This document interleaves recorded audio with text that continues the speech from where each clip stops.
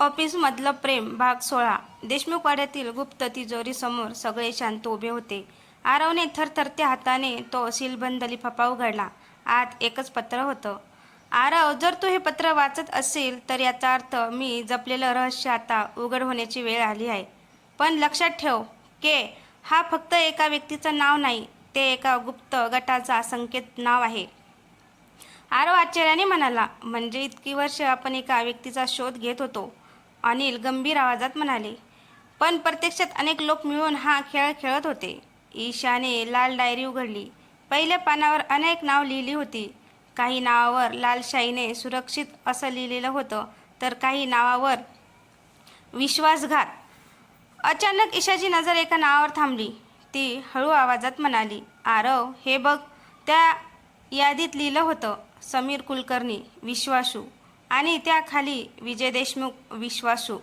पण शेवटच्या वळीवर फक्त एकच शब्द होता, के. अजूनही सक्रिय. तेवढ्यात डायरीतून एक जुना नकाशा खाली पडला. नकाशावर कंपनीचं मुख्य ऑफिस दाखवलं होतं. ऑफिसच्या तळमजल्यावर लाल रंगाचं गोल चिन्ह होतं. त्यावर लिहिलं होतं, गुप्त कक्ष. विक्रम आश्चर्याने म्हणाला, मी या कंपनीत इतकी वर्ष काम केलं, पण तळमजल्यावर असा कक्ष आहे हे मला कधीच माहिती नव्हतं. अनिल शांतपणे म्हणाले, कारण तो कक्ष कंपनी बांधताना खास तयार करण्यात आला होता. आरवने निर्धाराने नकाशा हातात घेतला. आपण लगेच ऑफिसमध्ये जाऊ. त्या रात्री सगळे पुन्हा कंपनीत पोहोचले. तळमजल्यावर पोहोचल्यावर नकाशात दाखवलेल्या भिंतीसमोर ते उभे राहिले. भिंत अगदी साधी दिसत होती. ईशाने भिंतीवर हात फिरवला. अचानक टक, एक गुप्त बटन दाबलं गेलं. भिंत हळूहळू बाजूला सरकली. आत अंधारलेला एक लांब कॉरिडॉर दिसू लागला. कॉरिडॉरच्या शेवटी एक दरवाजा होता आणि त्या दरवाजावर मोठ्या अक्षरात लिहिलं होतं, के. आरवने एक दीर्घ श्वास घेतला. आज या खेळाचा शेवट होणार. पण तेवढ्यात कॉरिडॉरमध्ये टाळ्यांचा आवाज घुमला. एक सावली अंधारातून पुढे आली आणि आवाज आला, आरव, माझ्या जगात तुझं स्वागत आहे. कॉरिडॉरमध्ये घुमणाऱ्या टाळ्यांचा आवाज हळूहळू थांबला. अंधारातून ती सावली पुढे आली. आरवने मोबाईलची टॉर्च तिच्या चेहऱ्यावर टाकली. पण त्या व्यक्तीने काळा मुखवटा घातला होता. तो शांतपणे म्हणाला, आरव, इथपर्यंत पोहोचण्यासाठी तुझं कौतुक करावं लागेल. आरवने रागाने विचारलं, तूच का के आहेस? ती व्यक्ती हलकासं हसली, नाही, मी फक्त केचा रक्षक आहे. ईशा आश्चर्याने म्हणाली, म्हणजे के अजूनही समोर आलेला नाही?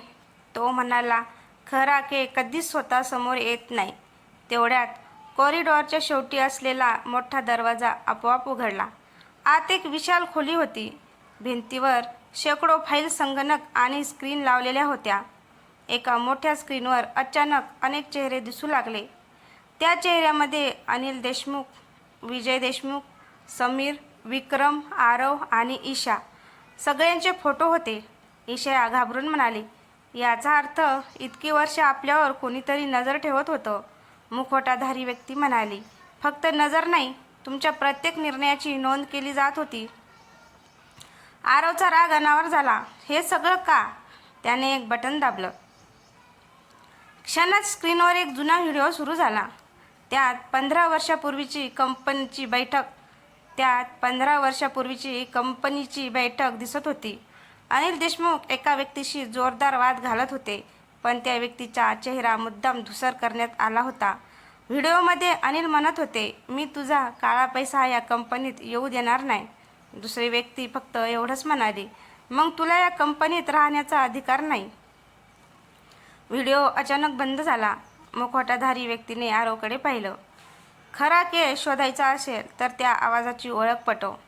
इतक्यात संपूर्ण खोलीतील वीज गेली. अंधारात गोळीबारासारखा एक मोठा आवाज झाला. धाड! ईशा जोरात ओरडली, आरव सावध! आरवने मागे वळून पाहिलं. अनिल देशमुख जमिनीवर कोसळले होते.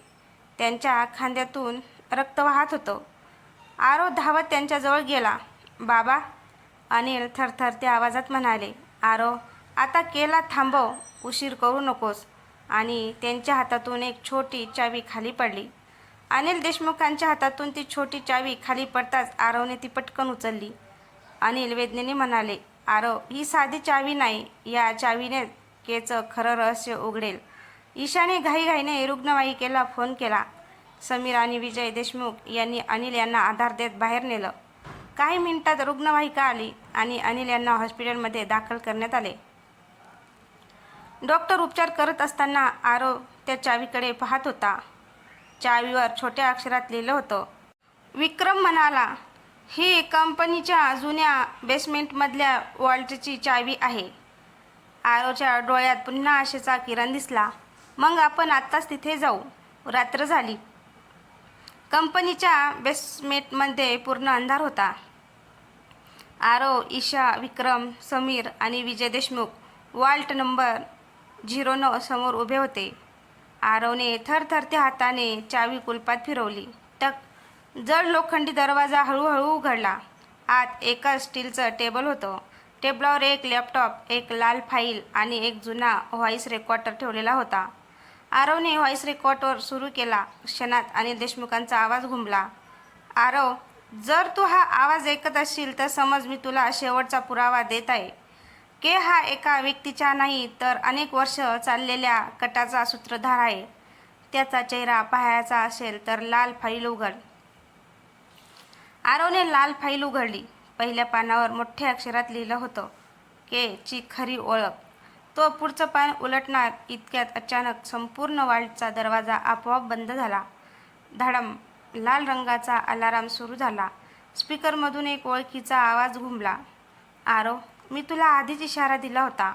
आता सत्य जाणून घेण्याची किंमत मोजावी लागेल. आरवने आवाज ओळखण्याचा प्रयत्न केला आणि त्याच्या चेहऱ्याचा रंग उडाला. कारण तो आवाज त्याच्या ओळखीच्या एका व्यक्तीचा होता.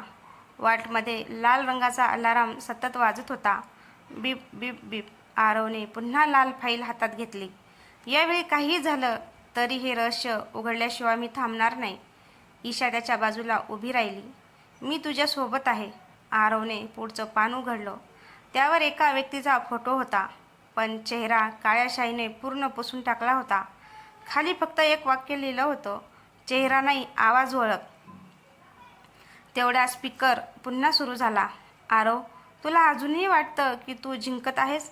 आरव काही क्षण शांत राहिला. मग त्याने डोळे मिटले. तो आवाज पुन्हा पुन्हा मनात आठवू लागला.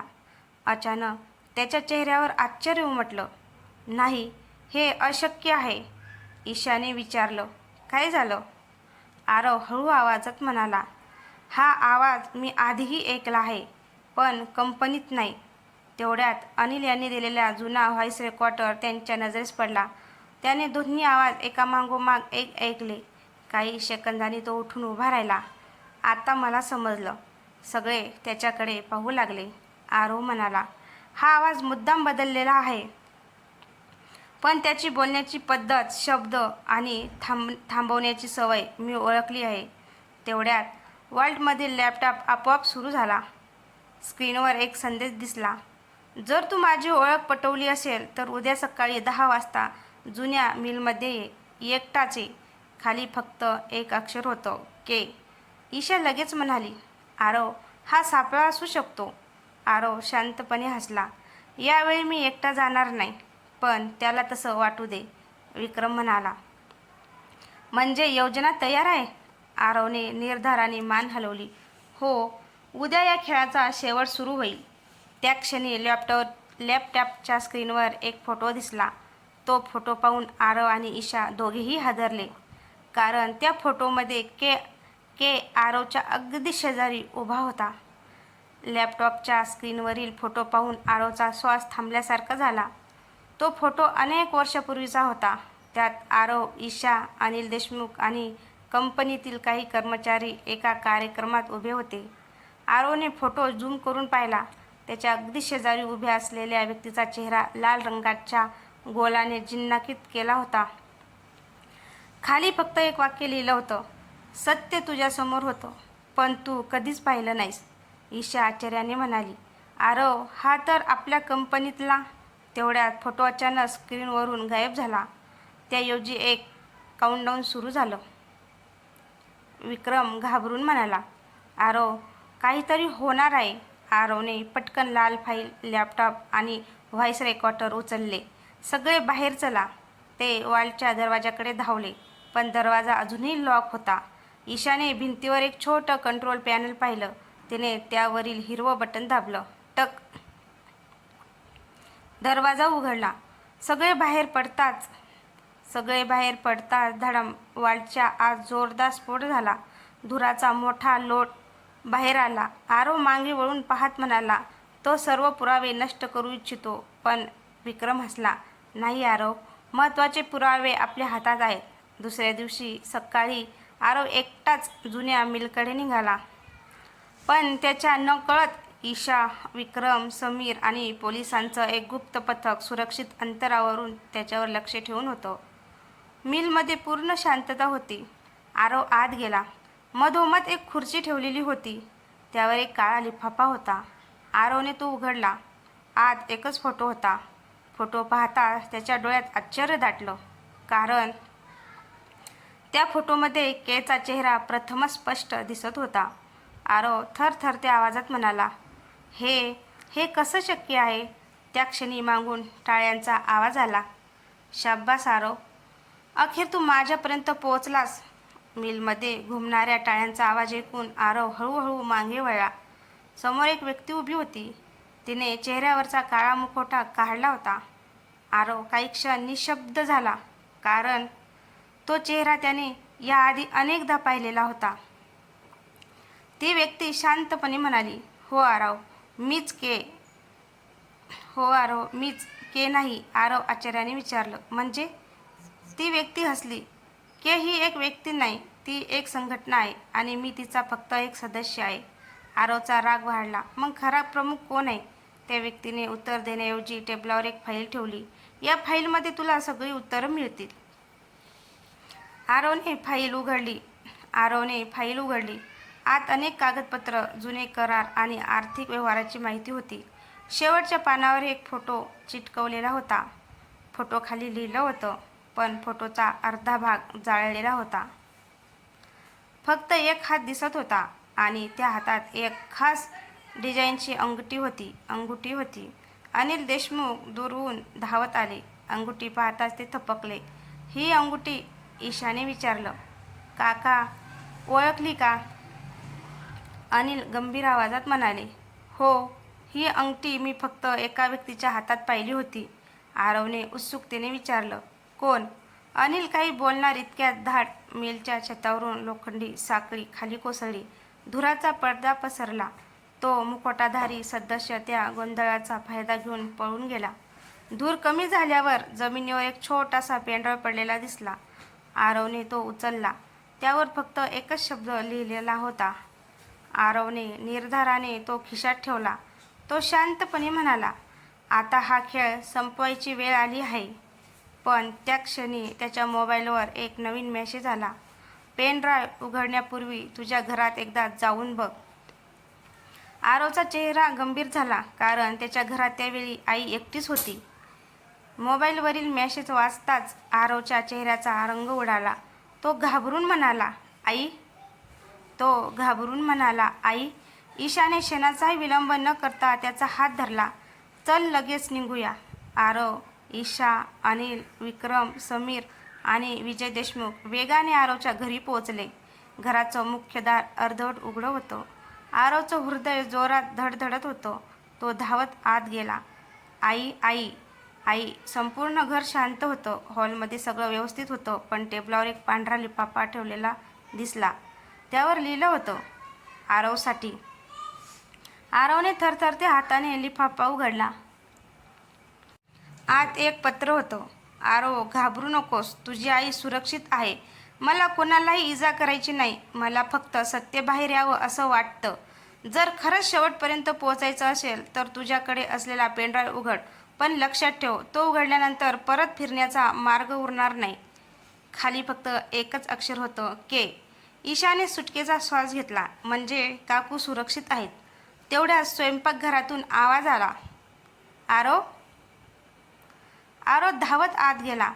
त्याची आई तिथेच उभी होती. तिने आश्चर्याने विचारलं, इतके सगळे एकदम कसे आलात?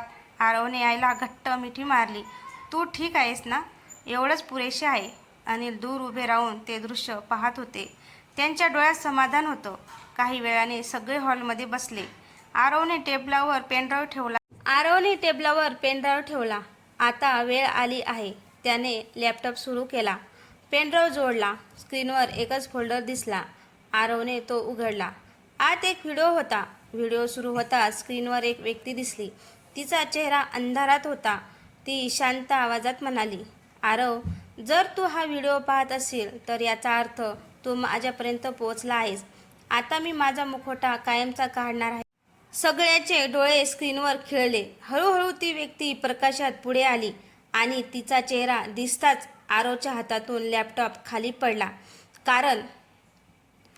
कारण ज्याच्यावर त्याने आयुष्यभर विश्वास ठेवला होता तोच त्या गुप्त के नेटवर्कचा खरा सूत्रधार निघाला. हॉलमध्ये पूर्ण शांतता पसरली होती. लॅपटॉपचा स्क्रीन अजूनही चालू होता. आरवच्या डोळ्यात अविश्वास होता. नाही, हे अशक्य आहे. ईशाने पटकन लॅपटॉप उचलला. आरव, पूर्ण व्हिडिओ बघ. निष्कर्ष काढायची घाई करू नको. व्हिडिओमधील व्यक्ती पुन्हा बोलू लागली. हो, तुला वाटत असेल की मीच के नेटवर्कचा प्रमुख आहे, पण ते सत्य नाही. सगळे एकमेकांकडे पाहू लागले. ती व्यक्ती पुढे म्हणाली, मी या नेटवर्कमध्ये घुसखोरी केली होती. माझं काम त्याचे पुरावे गोळा करणं होतं. आरवने सुटकेचा निश्वास टाकला. म्हणजे व्हिडिओमध्ये त्या व्यक्तीने एक फाईल कॅमेऱ्यासमोर धरली. त्यावर मोठ्या अक्षरात लिहिलं होतं, मास्टर के. या फाईलमध्ये खऱ्या सूत्रधाराचं नाव आहे. इतक्यात व्हिडिओमध्ये अचानक गोंधळ उडाला. कॅमेरा हलू लागला. कोणीतरी ओरडत होतं, लवकर त्यांना पकडा. गोळीबारांचा आवाज आला. स्क्रीन काही क्षण काळी झाली. नंतर फक्त एकच संदेश दिसला, आरव, जर हा व्हिडिओ तुझ्यापर्यंत पोहोचला असेल तर मास्टर के अजून जिवंत आहे. व्हिडिओ संपला. हॉलमध्ये पुन्हा शांतता पसरली. तेवढ्यात दरवाजाची बेल वाजली. टिंग टिंग. समीरने दरवाजा उघडला. बाहेर एक कुरिअर बॉक्स ठेवलेला होता. त्यावर पाठवणाऱ्याचं नाव नव्हतं. फक्त एक ओळ लिहिली होती, आरव देशमुख, वैयक्तिक. आरवने बॉक्स उघडला. आत एक काळा मोबाईल आणि एक चिठ्ठी होती. चिठ्ठीवर लिहिलं होतं, उद्या सकाळी 8 वाजता हा मोबाईल वाजेल. कॉल उचललास तर तुला मास्टर के पर्यंत शेवटचा मार्ग मिळेल. पण लक्षात ठेव, त्या क्षणापासून तुझं आयुष्य कायमचं बदलेल. ईशाने काळजीने विचारलं, आरव, तू तो कॉल उचलणार आहेस का? आरवने मोबाईलकडे पाहिलं. त्याच्या चेहऱ्यावर भीती नव्हती, फक्त निर्धार होता. तो हळूच म्हणाला, हो, कारण आता ही लढाई फक्त माझी नाही, सत्यासाठी आहे. त्या क्षणी टेबलावर ठेवलेला तो काळा मोबाईल अचानक स्वतःहून उजळला. स्क्रीनवर फक्त एकच शब्द चमकत होता, मास्टर के कॉलिंग. मास्टर के कॉलिंग. हॉलमध्ये बसलेले सगळे त्या मोबाईलकडे एकटक पाहत होते. आरवने एक दीर्घ श्वास घेतला आणि कॉल स्वीकारला. काही क्षण पूर्ण शांतता होती. मग समोरून एक गंभीर आवाज आला, शाब्बास आरव, मला माहीत होतं तू हा कॉल नक्की उचलशील. आरव ठामपणे म्हणाला, तू कोण आहेस आणि हे सगळं का केलंस? समोरची व्यक्ती हलकसं हसली. प्रश्न खूप आहेत, पण उत्तर मिळवायचे असतील तर उद्या सकाळी 10 वाजता जुन्या देशमुख टेक्सटाईल मिलमध्ये ये. आरव म्हणाला, यावेळी मी एकटा येणार नाही. त्या व्यक्तीचा आवाज शांतच होता. तू कोणालाही घेऊन ये, मला काही फरक पडत नाही, कारण या खेळाचा शेवट मी आधीच ठरवला आहे. कॉल अचानक कट झाला. ईशा म्हणाली, आरव, मला हे काहीतरी वेगळंच वाटतंय. अनिल गंभीरपणे म्हणाले, हो, यावेळी तो आपल्याला लपवत नाही. म्हणजे त्याच्याकडे मोठी योजना आहे. दुसऱ्या दिवशी सकाळी आरव, ईशा, अनिल, समीर, विजय आणि विक्रम पोलिसासह जुन्या मिलमध्ये पोहोचले. मिल पूर्णपणे ओस पडली होती. मधोमध एक मोठा प्रोजेक्टर सुरू झाला. स्क्रीनवर मास्टर के दिसत नव्हता, फक्त त्याची सावली दिसत होती. तो म्हणाला, आरव, तू माझ्यापर्यंत पोहोचलास, अभिनंदन. आरव मोठ्याने म्हणाला, समोर ये. तेवढ्यात संपूर्ण मिलचे दिवे लागले. वरच्या मजल्यावर एक व्यक्ती उभी होती. तिने हळूहळू आपला मुखवटा काढला. सगळे स्तब्ध झाले, कारण तो कोणताही अनोळखी माणूस नव्हता. तो होता कंपनीचा माजी तो कोणताही अनोळखी माणूस नव्हता. तो होता कंपनीचा माजी कायदेशीर सल्लागार कर्ण मेहता. करण शांतपणे म्हणाला, हो, मीच मास्टर के. विजय देशमुख आश्चर्याने म्हणाले, करण, आम्ही तुझ्यावर विश्वास ठेवला होता. करण हसला, आणि म्हणूनच मी इतकी वर्ष तुमच्या प्रत्येक हालचालीवर लक्ष ठेवू शकलो. अनिल पुढे आले, हे सगळं पैशासाठी? करणने डोळे मिटले, नाही, सुडासाठी. तेवढ्यात त्याने एक रिमोट बाहेर काढलं. या मिलमध्ये मी सर्वत्र स्फोटके लावली आहेत, ईशा घाबरून म्हणाली. करण, वेडेपणा करू नकोस. करण शांतपणे म्हणाला, आज या कहाणीचा शेवट होईल. आणि त्याने रिमोटचं लाल बटन दाबण्यासाठी बोट पुढे केलं. समोर कथेमध्ये खूप मोठा ट्विस्ट येणार आहे, तर पुढचा भाग नक्कीच पहा. आणि हा भाग आवडला तर कमेंटमध्ये नक्की सांगा. आणि आपल्या चॅनलवर कोणी नवीन असेल तर चॅनलला सबस्क्राईब करा, जेणेकरून माझी येणारी प्रत्येक कथा तुमच्यापर्यंत पोहोचू शकेल. धन्यवाद.